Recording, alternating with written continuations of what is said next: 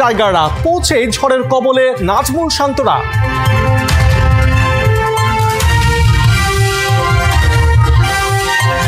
Batting order নিয়ে পরীক্ষা নিরীক্ষা এবার নিরেট বাস্তবতা, পরিসংখ্যানে বেরিয়ে এলো এমন কথা।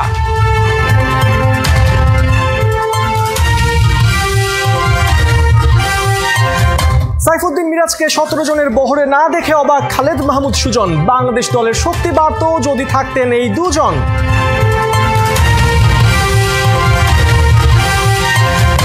আবারও শাহরুখের দলে সাকিব আল হাসান, যুক্তরাষ্ট্রের মেজর লিগ ক্রিকেটে করে নিলেন স্থান।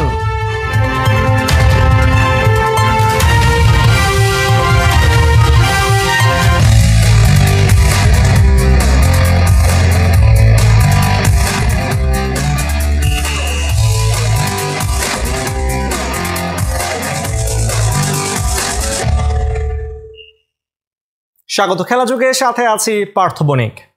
লম্বা পথ পাড়ি দিয়ে যুক্তরাষ্ট্রে পৌঁছেছে টাইগাররা। সেখানে পৌঁছেই ঝড়ের কবলে নাজমুল শান্তরা। আপাতত বিশ্রাম, এরপরই প্রস্তুতি শুরু যুক্তরাষ্ট্রের বিপক্ষে 3 ম্যাচের টি-20 সিরিজের জন্য।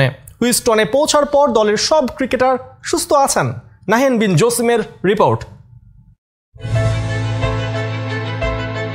Dhaka to Dubai, Dubai to Houston, প্রায় 14,000 কিলোমিটার আকাশ পথ।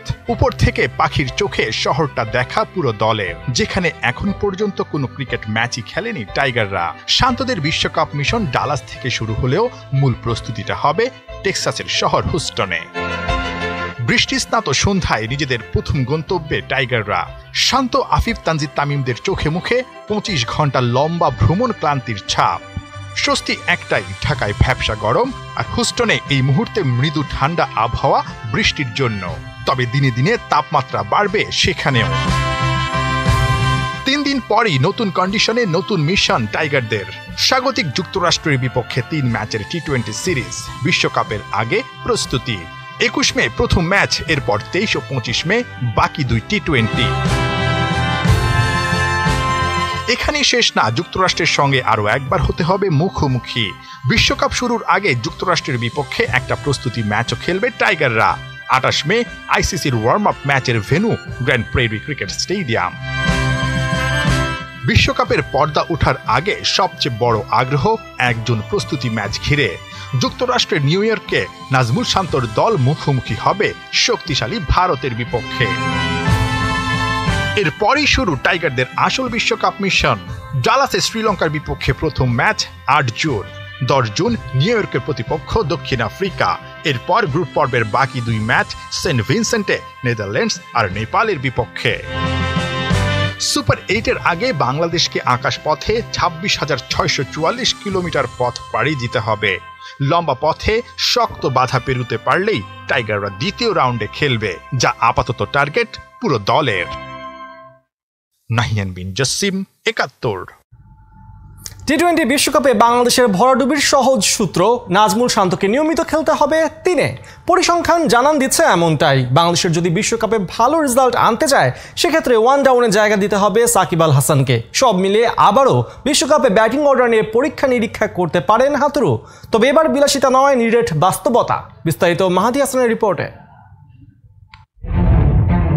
হাথুরু সিংহে শুধু একজন ক্রিকেট কোচ নাকি বিশিষ্ট বিজ্ঞানীও? গেল 50 ওভারি বিশ্বকাপে যে মাত্রায় পরীক্ষা নিরীক্ষা চালিয়েছেন, তাতে উঠেছিল তির্যক রসিকতাপূর্ণ আওয়াজ। চিরকালের একরোখা মনোভাবের হাথুরু তাহলে কি টি-20 বিশ্বকাপে অব্যাহত রাখবেন তার এক্সপেরিমেন্টের প্রয়াস? উত্তরটা সম্ভবত এরকম হতে পারে যে এবার ব্যাটিং অর্ডারের ওলটপালট বিলাসিতা নয়, বাস্তবতা।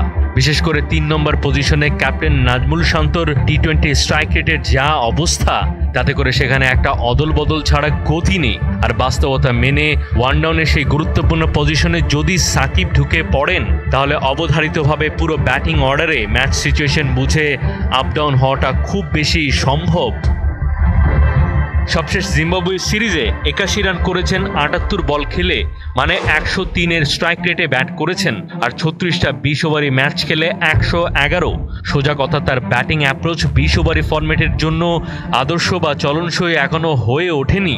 যদি শুধুমাত্র 3 নম্বর পজিশনের ট্র্যাক রেকর্ড দেখা হয়, সেখানে স্ট্রাইক রেট 113, অথচ 20 ওভারই খেলাতে রান তোলার প্রধান জায়গাই হচ্ছে প্রথম 6 ওভার। সেই পাওয়ার প্লে সিচুয়েশনে যারা ব্যাট করেন তারা সচরাচর টিমের 1 থেকে 3 নম্বর ব্যাটার। রান কত করলেন সেটা নয়, গড়পড়তা স্ট্রাইক রেটের কারণে টি-20 সংস্করণে যে কোনো দল ম্যাচ হেরে যেতে পারে। বিশেষ করে টপ অর্ডারের সেরা 3-এর স্ট্রাইক রেট বর্তমানে খুবই গুরুত্বপূর্ণ। 3 নম্বর পজিশনে সাকিব আল হাসান বাংলাদেশের পরীক্ষিত পারফর্মার। সেখানে তার স্ট্রাইক রেট ছাড়াও গড় আর অভিজ্ঞতা দুটোই টিমে সবচাইতে সেরা। বিশ্বকাপের মতো সেরাদের সাথে টক্কর দেওয়ার মঞ্চে ব্যাটিং অর্ডারের 3-এ শান্ত নয় সাকিব আল হাসানই সমাধান। শুধু পরিসংখ্যানের থিওরি নয়, বাংলাদেশের টিম ম্যানেজমেন্টের গুরুত্বপূর্ণ। হেড কোচ হাথুরু সিংহে সাফ ইঙ্গিত দিয়ে রেখেছেন, বাস্তবতা মেনেই ব্যাটিং অর্ডারে আসছে ওলট পালট। Yeah, T20 cricket, yes, batting order will be changing. That's normal in normal cricket. It's about where you bat and how best you bat. মারি হাসান, 71। আমেরিকার বিমানে সাইফুদ্দিন উঠতে পারেননি, এটাই সবচেয়ে অবাক করার বিষয় খালিদ মাহমুদ সুজনের কাছে। এই বোর্ড পরিচালক ও ঘরোয়া লিগের নামী কোচ মনে করেন 17 জনের বহরে মিরাজ সাইফুদ্দিন থাকলে বাংলাদেশ দলের শক্তি আরও বাড়ত। মনমরা সাইফুদ্দিনকে নানাভাবে সাহস দিয়ে শক্তভাবে ফেরার টোটকা দিচ্ছেন বাংলার ক্রিকেটের ফাইটার সুজন। সাইফুল রূপকের রিপোর্ট। কেন সাইফুদ্দিন থাকলো না, সেখানে হয়তো মিরাজকে রাখা যেতে পারতো। মিরাজ, শান্ত, সাইফুদ্দিন 3 বন্ধু একই সাথে খেলেছেন 2016 যুব বিশ্বকাপ। 8 বছর বাদে আমেরিকায় টি-20 বিশ্বকাপে জাতীয় দলের কাপ্তানিতে শান্ত। স্কোয়াডেই জায়গা হয়নি সাইফুদ্দিন আর মিরাজের। এ নিয়ে যত আলোচনা ক্রিকেট আঙ্গনে, বিশেষ করে ফেনী এক্সপ্রেসের বাদ পড়াটা অবাক করছে অনেককেই।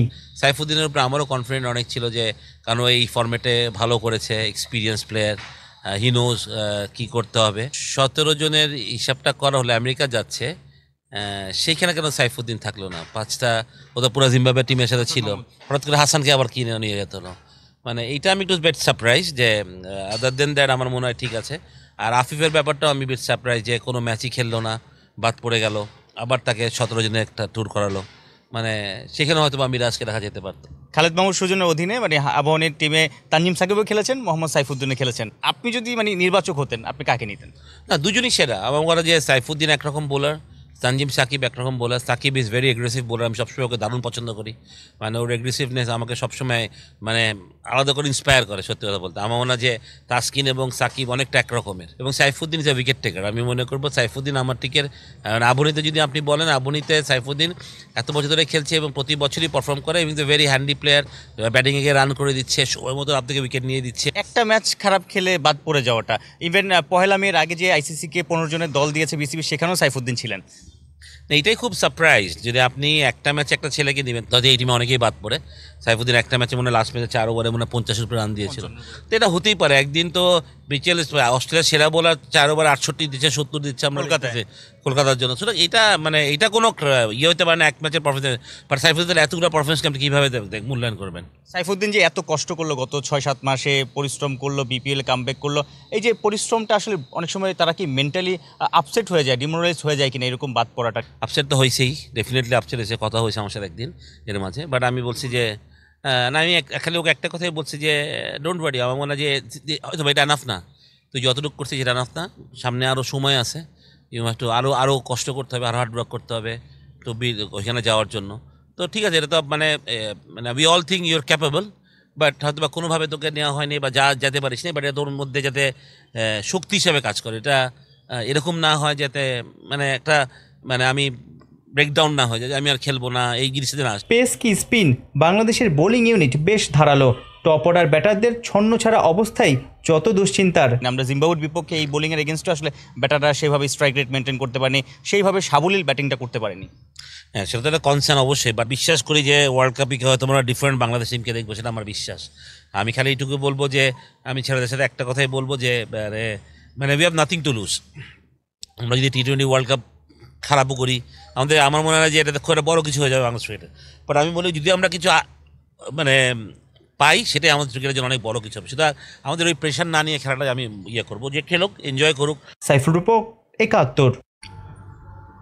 বিশ্বকাপ একটা জিতেছেন, আরেকটা জেতার সুযোগ তার সামনে। কঠিন, অনেকের কাছে অসম্ভব, কিন্তু সেই অসম্ভবকেও আগেও তো করেছেন সম্ভব। শরীফুল ইসলাম এবারে টি-20 বিশ্বকাপে পাওয়ার প্লেতে বাংলাদেশের তুরুপের তাস। নতুন বলে উইকেট আর রান চেক দুটোই দিতে হবে সমান তালে। শরীফুল কতটা প্রস্তুত সেই লক্ষ্যে? বিস্তারিত রিপোর্টে।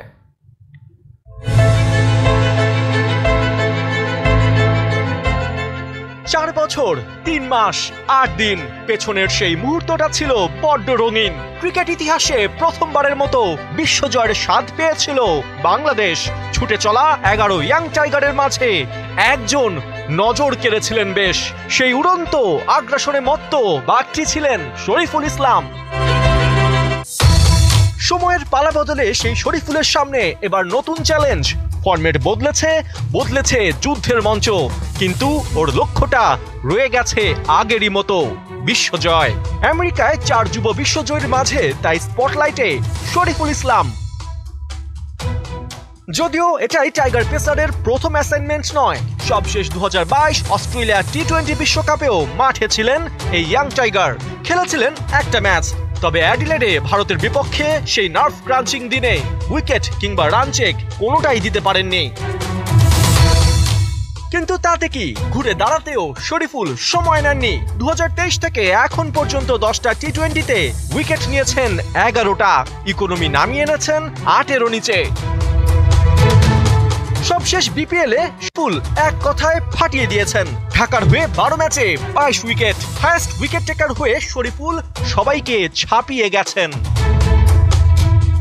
জাতীয় দলে শরীফুলের কাজ বেশ স্পেসিফিক।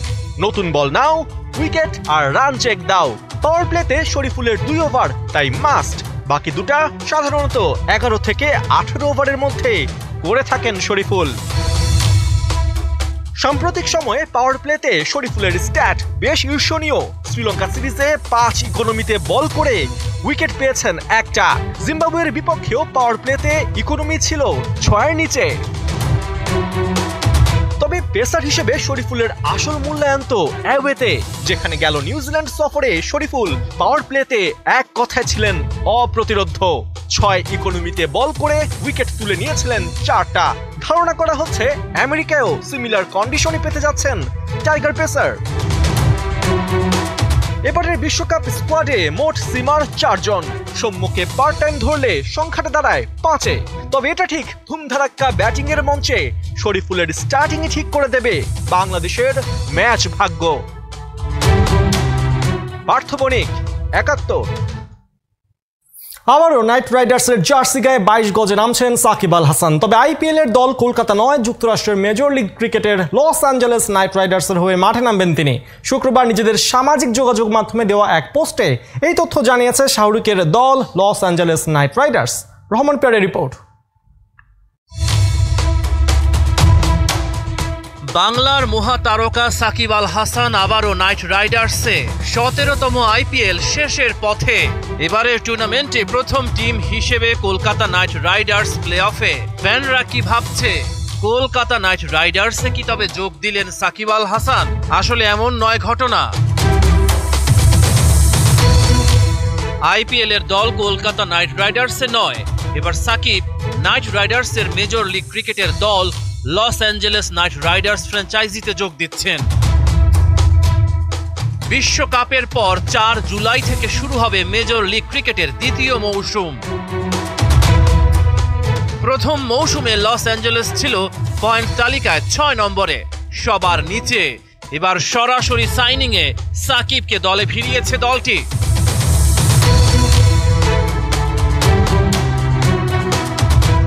শাহরুখ খানের দল লস অ্যাঞ্জেলেস নাইট রাইডার্স আসন্ন মেজর লিগ ক্রিকেটের জন্য রিটেইন করে রেখেছে Andre Russell, Sunil Narine, Jason রয়দের মতো তারকাকে। এই ক্রিকেটারদের সঙ্গে মেজর লিগ ক্রিকেটের দ্বিতীয় মৌসুমে খেলতে দেখা যাবে বাংলাদেশের তারকা সাকিব আল হাসানকে। এবারই প্রথম মেজর লিগ ক্রিকেটে কোনো বাংলাদেশি ক্রিকেটারকে খেলতে দেখা যাবে। এর আগে সাকিব আল হাসান আইপিএলে 2 বার শিরোপা জিতেছিলেন কলকাতা নাইট রাইডার্সের হয়ে। 2011 সালে আইপিএলে শাহরুখের দলের হয়ে অভিষেক হয়েছিল তার। সাকিব আইপিএলে খেলেছেন মোট 71টি ম্যাচ, ব্যাট হাতে করেছেন 793 রান। বল হাতে নিয়েছেন 63টি উইকেট। এবার দেখার নাইট রাইডার্সের অন্য ফ্র্যাঞ্চাইজি ক্রিকেট লিগে সাকিব কেমন পারফর্ম করেন। পুরনো সতীর্থ রাসেল নারাইন দুইজনকেই সতীর্থ হিসেবে পাচ্ছেন সাকিব। গত মৌসুমে দলটির অধিনায়ক ছিলেন নারাইন। জুনে আমেরিকা ও যুক্তরাষ্ট্রের মাটিতে বসছে টি-20 বিশ্বকাপের আসর। ওই বিশ্বকাপে অংশ নিতে এখন আমেরিকায় বাংলাদেশ দল। বিশ্বকাপ শেষ হওয়ার 4 দিন পর শুরু হবে মেজর লিগ ক্রিকেট। রহমান পেয়ার, 71। Chennai Bengaluru high voltage do or die ম্যাচের আগে হঠাৎই প্রতিপক্ষের ড্রেসিং রুমে হাজির মহেন্দ্র সিং ধোনি। সে ভিডিও এরই মধ্যে সামাজিক যোগাযোগের মাধ্যমে ভাইরালও হয়েছে। বেঙ্গালুরুকে শুভকামনা জানিয়েছেন একসময়ের ক্যাপ্টেন কুল। ঋতুরাজের কাছে ক্যাপ্টেন্সি ছেড়ে দিলেও চেন্নাইয়ের অলিখিত অধিনায়ক এখনও ধোনি আছেন। এবারের আইপিএলে প্লে অফ ভাগ্য নির্ভর করছে শনিবার চিন্নাস্বামীর স্টেডিয়ামে বেঙ্গালুরুর বিপক্ষে ম্যাচের ফলাফলের ওপর। বিরাট কোহলিরা যদি 20 রানে অথবা 11 বল হাতে রেখে জিততে পারে তবেই পাবে প্লে অফের টিকিট। ধোনি মোস্তাফিজের দলের কাজটা অবশ্য সহজ। হেরে গেলেও তাদের বিপক্ষে বেঙ্গালুরু যদি নির্ধারিত ব্যবধানে জিততে না পারে তবে প্লে অফে যাবে ধোনিরাই। বৃহস্পতিবার রাজস্থান রয়্যালস ও কলকাতা নাইট রাইডার্সের পর তৃতীয় দল হিসেবে শেষ 4-এ নিজেদের স্পট নিশ্চিত করেছে সানরাইজার্স হায়দ্রাবাদ।